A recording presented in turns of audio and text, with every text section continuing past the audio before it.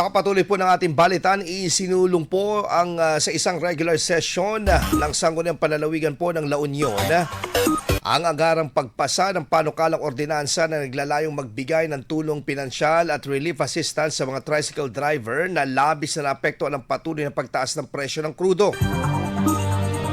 Layunin po nitong maibsan ang hirap ng mga tsoper na kumikita lamang ng 300 pesos hanggang 500 pesos kada araw o mas mababa pa, habang nanatiling kontrolado ang pasahe kahit na lumagpas pa sa 100 kada litro ang gasolina.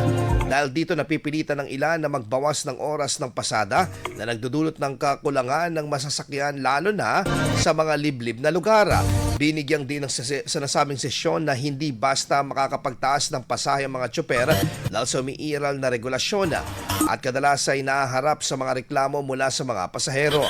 Sa ilan ng panukalang ordinansa, inaasahan din na makakatanggap ang mga kwalipikadong tricycle driver ng isang beses na tulong pinansyal na nagkakalaga ng 2,000 pesos at mga pangunahing pangangailangan tulad ng kalahating hanggang sa isang sako ng bigas, bukod pa sa suportang ipagkakaloob sa kanilang mga asosasyon.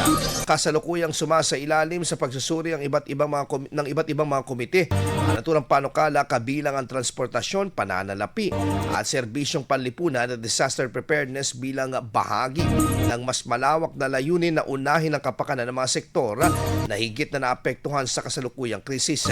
Sa kabuuan, itinuturing ang hakbang na ito bilang mahalagang tugon umano upang mapanatili ang kabuhayan ng mga tricycle driver at masigurong tuloy-tuloy na serbisyong sa transportasyon para sa publiko.